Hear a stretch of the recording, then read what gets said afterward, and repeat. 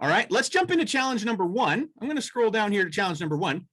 And challenge number one is probably the most often cited challenge that I get inside of asking people about retrospectives. And it is participation. So often people say, I don't have good participation. And that exhibits itself by no one talks. We have a retro and I can't get anyone to say anything. Or maybe people aren't engaged. They sit there and they just stare at me. And I ask them, can we play a game? And they just sit there and stare at me. So they're disengaged. I can't get people to open up. They say surface level things. They won't go deeper and help me uncover really powerful change opportunities because they're just staying up here on the surface. Or worse, people don't even show up. I have a retro and I don't get the whole team there. That's a problem. And then the last one down here, it's a little small, but it's distractions in the room. You know, maybe they bring in their laptop or their phones because they have urgent work they have to do, but they'll be there for your retrospective. All these things are signs of low participation. So before we talk about solutions or maybe some ideas to how to combat this, I want to encourage you with, why do these things happen? And the top why you've probably heard a little bit about, and honestly, this could be a webinar of its own or even a 3-hour training: psychological safety, the opposite of fear. A lot of times, unbeknownst to us, we're having meetings, we're in a business setting, we fail to recognize the power dynamics that are in play, both on the team and in the org at large. A lot of our team members, or maybe even you yourself, don't feel safe to open up and say what they really think. Now, I'm not saying bashing on somebody or saying bad stuff about the other team.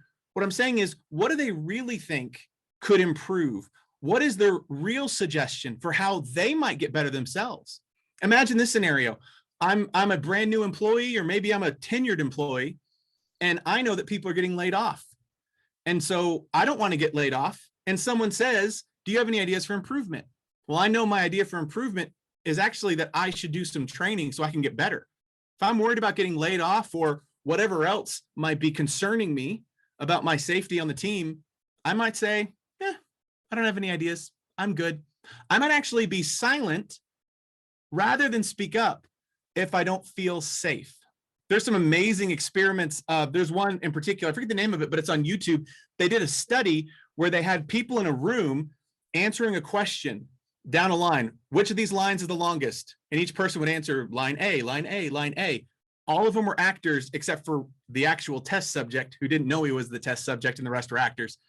The whole room said the wrong thing, and to conform with them, people knowingly gave the wrong answer.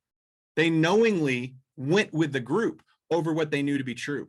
If you don't have psychological safety on your team, that same thing is going to happen.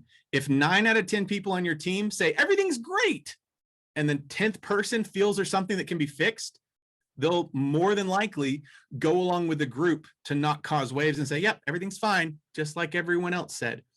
We've got to create that psychological safety. Talk a little bit about how to do that in a second. Other reasons why people don't speak up or engage: they don't feel valued. They don't feel like anyone cares if they have anything to say. Or maybe if they said something, it might not make a difference or change anything. So you got to make sure people feel valued, not only as a person, as a human, but also as someone who contributes. You've got to value those contributions. This next one is really hard. They don't believe anything will change. Sometimes we have let our ability to adapt atrophy in our organizations, and teams can reflect that. Nothing's ever going to change. Why are we even having this retrospective? So maybe they feel stuck and like they're not going to see any difference if they engage in the retro. This one is interesting. People are naturally more shy sometimes than others. And so you've got the people in the room who are comfortable and who can talk. And then you've got the people in the room who would rather not talk because they don't want to put themselves out there. They're just naturally more of an introverted kind of person. That's okay. But if you really want to get the full value of a retrospective, you want to make sure you're including those shy people. And then one last reason why is tied into the naturally shy. If you've ever seen this, you know exactly what I'm talking about. The loudest voice in the room. One person or maybe two, the tech lead, the manager who's not really supposed to be there, the person who's been at the company the longest, dominates the conversation. I'll tell you what we need to do. And 45 minutes later, they finish their monologue. So all of these are reasons why people don't participate. You may have more, and I'd love to discuss those in the Q&A if you have other reasons maybe why or things we can address.